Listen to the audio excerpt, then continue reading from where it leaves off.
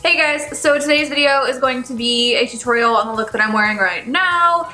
It's nothing really super crazy special about it. I just kind of wanted to play with the new Stila.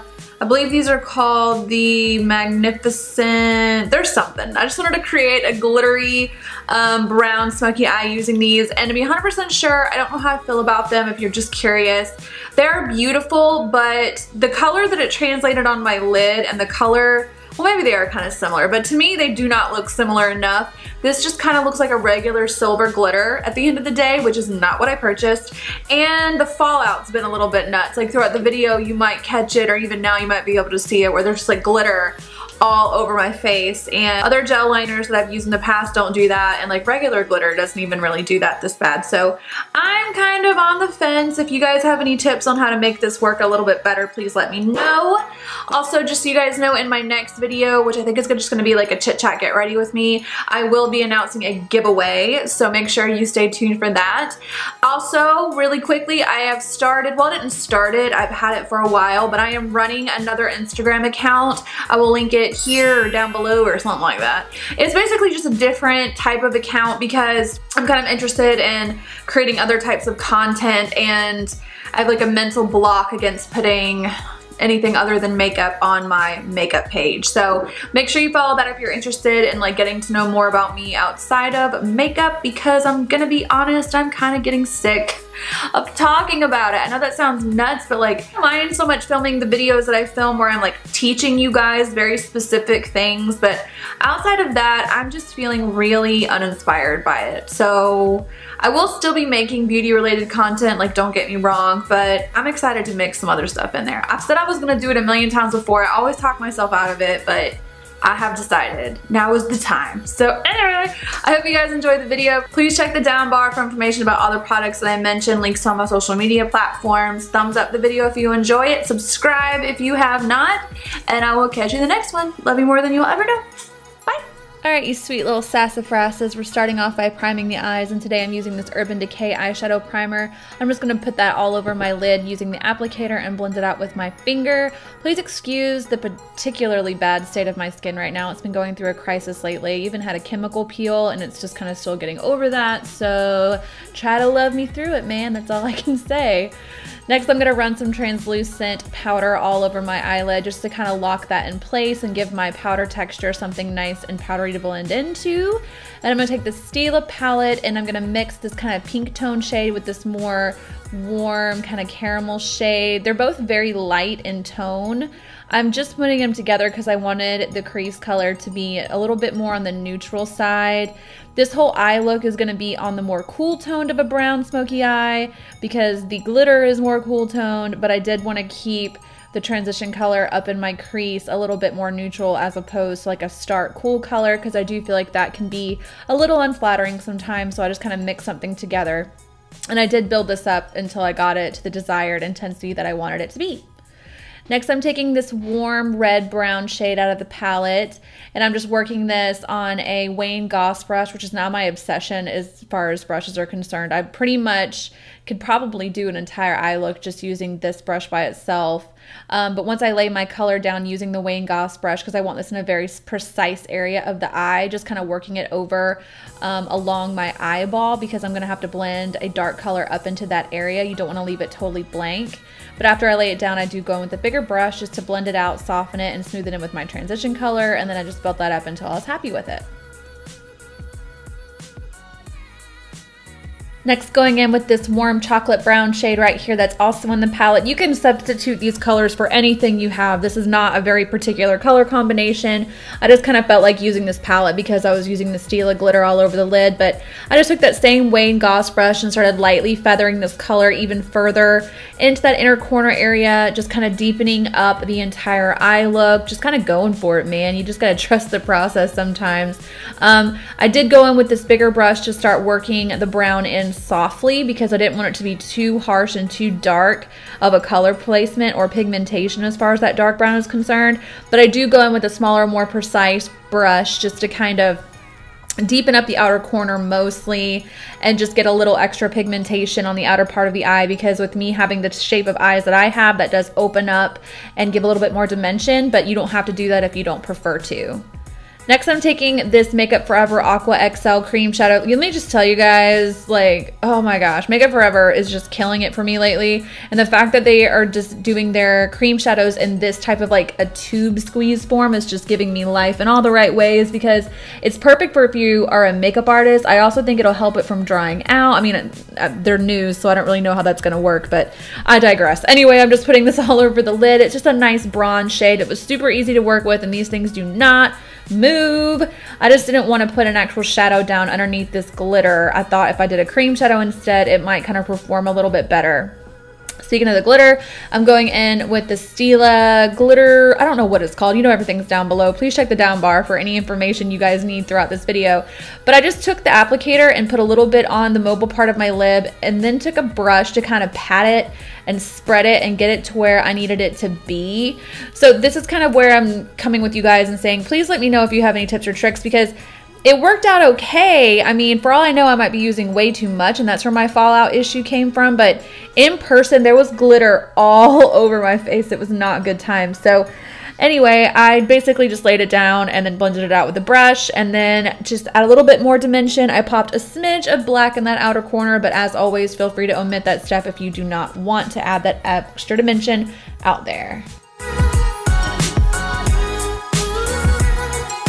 For liner, I'm going in with the Tarteist Clay Paint Liner. I love this liner. It's been my favorite lately. If you notice, the squeeze tube thing is kind of my jam right now.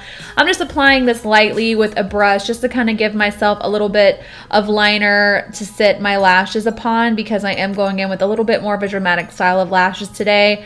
The only reason I'm drawing this out is because I want you guys to know that the other issue that I had with this glitter is the fallout got all over my liner. I did not think that I forgot to cut this out of the video or whatever I'm trying to say, but you guys didn't see on camera how many times I went in and had to deepen my eyeliner up over and over and over and over again to get the glitter off. It looked like butt until I did that. Tight lining, as always, feel free to skip this, but I kind of need to do it, and I always do it in the most creepy fashion possible. You know how I do. Then I'm going to curl my lashes and get them ready for falsies, as always. And I'm going to take my Superhero Mascara from IT Cosmetics and just coat the shit out of my lashes. My lashes naturally just kind of want to go straight down, and they don't blend very well with falsies if I don't really get in there and curl and mascara these lashes. But it is just a good tip in general for false lash application. I don't have a product shot of these lashes, but these are the Vegas Nay and Grin Glamour lashes from Eylure. You guys know I use these all the damn time. Next, I'm going in with the Loreal Lumi Cushion Foundation. This was just I really only picked this because it was a good color for me on this particular day, and I wanted something really lightweight. I'm not in a good enough skin place right now where I can use my water-based foundations the way that I like to, so I still wanted to go in with something fairly thin in formula. I'm just working this all over the skin using a damp Real Technique sponge, and then I'm going to go in with my concealer. This is the Naked Skin Concealer from Urban Decay. I always speed through this part because I don't feel like I have a whole lot to say and elaborate upon. I do plan on doing an updated complexion routine for you guys soon, so keep your eyes open for that.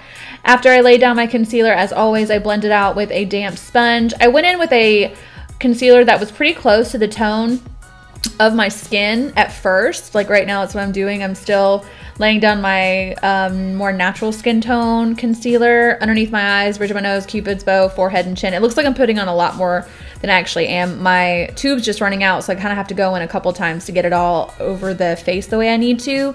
But what I've been doing lately is kind of applying a more natural, if you will, toned concealer in the areas of my face that I need to conceal and highlight. It's also where I have the most natural redness and pigmentation on my skin as well, so it's doing a little bit of double duty. And after I blend that out and absorb all the excess product that I need to get rid of, oh, look at me, look, all right, just messages it, Whitney, go ahead, you're filming, get your shit together. After I do that, I will go in and take a lighter toned concealer. It's the same formula, which is the Urban Decay one, and I like this one because it's very, very lightweight. It's not thick, it's not heavy, it's not cakey, so I'll just kind of go over a little bit more and highlight just a smidge. It gives me a little bit of extra concealing, but because the formula is so lightweight and I'm going in small, thin layers, it does ensure that it'll last longer instead of going in with a shit ton right out of the gate, and it doesn't look too cakey or too heavy. Next, just to set the areas of my face that I concealed, I'm taking the Charlotte Tilbury powder and this Wayne Goss brush. I'm just pressing the product lightly underneath the areas of my eye, underneath my eye area, and chin, cupid's bow, forehead. These are really the areas that I tend to get oily anyway, so I'd have to powder no matter what, but it's also gonna brighten it up just a smidge more and kind of make sure that we have a long-lasting makeup application that'll get us through these hot summer days, girl.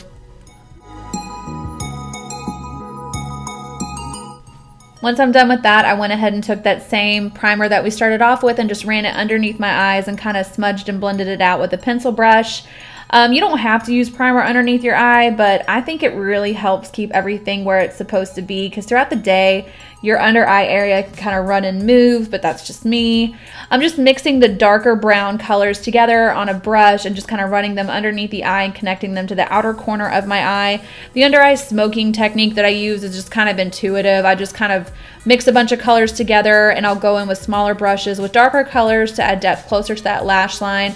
Sometimes I bring it all the way into the tear duct, sometimes I don't. Today I didn't. I didn't really think that I wanted to close myself off quite that much. But after I did that, I ended up going in with a pencil liner. This is a Makeup Forever dark brown liner. It's absolutely gorgeous. You guys know I'm a big Makeup Forever freak, and I took that all in the waterline. I did not bring it into the tear duct again. And then I packed my brush with just a little bit more of the darker brown shade and just kind of smudged and blended that all together, and took one more big brush just to smooth out the edges and make sure they blended seamlessly into my skin. And then I mascaraed my bottom lashes. You do not have to do this, but I really feel like I need to balance out the top lashes with the lower, so I do. For bronzer today, I'm going in with an oldie but a goodie. This is the Too Faced Chocolate Bronzer, and this is a Ray Morris Kabuki brush, which I've been loving to use lately for bronzer, blush. I've been kind of doing this weird thing lately, which is very unlike me, and using one brush to do multiple things, and I'm really not finding that it's changing the overall appearance of my makeup at all as much as I used to think that it would. I mean, you're always learning new things in makeup. If you're done learning, you're done growing as far as I'm concerned. So every once in a while, I'll just switch it up. And lately, like I said, I'm finding that I don't need to use as many brushes as I once thought I did, but I'm using this bronzer and this brush kind of to bronze and contour at the same time. I'm not really so extra with my contouring and highlighting bit like I used to be. I'm just kind of over that look, but I did take a little bit of the IT Cosmetics contour palette and that first initial Wayne Goss brush that I set my under eye area with, and just kind of running it a little bit into that bronzer contour situation that I created. It does still have a little bit of that Charlotte Tilbury powder on it, which isn't a big deal. A, because it's not a very heavy powder, and B, because the little bit of the powder that's also deposited on it is kind of blending the bronzer and the contour out for me a little bit. And then I went ahead and bronzed underneath my chin and my jawline like I always do. I am going to schnoz toward just a little bit. Nose contouring is a very personal thing. Do not feel the need to do it if it's not your thing. But for me, as I've said before, I don't like to contour everything else and just leave the center of my face totally blank. Then I'll take a little bit of the Kat Von D Lock-It powder and just take that beauty blender and dab a little bit on the center of my nose. A, because it'll kind of brighten that area a little bit more, and I'm going to dust this all away very quickly. But I also get really oily right there on my nose. This will kind of keep my makeup in place. Then I'm going to load a brush, run it underneath my contour, set it, and then just immediately wipe it all away. This is going to kind of cut that cheek a little bit and make sure my makeup lasts in that area all day long too. And then I'm going in with blush. This is Madly from NARS. It's my absolute favorite blush of the moment. I use it pretty much all day or day if I can get away with it. It's gorgeous. Then I'm taking the Hourglass Ambient Lighting Powder with a big brush and just running this all over my skin. It's just going to make my skin look a little bit more healthy and glowy and dewy without looking frosty or too made up, believe it or not. Then I moved on to the lips. I'm using Soar lip liner from MAC, but it didn't have a product shot. I am so sorry. I'm just lining out my lips, making sure I like the shape and giving my liquid lipstick something to go inside of. Speaking of liquid lipsticks today, I'm using Anastasia Beverly Hills Dusty Rose, which is a really, really good liquid lipstick color because when it dries, it doesn't turn into that kind of muted brown color. It still stays really vibrant and fresh and pink.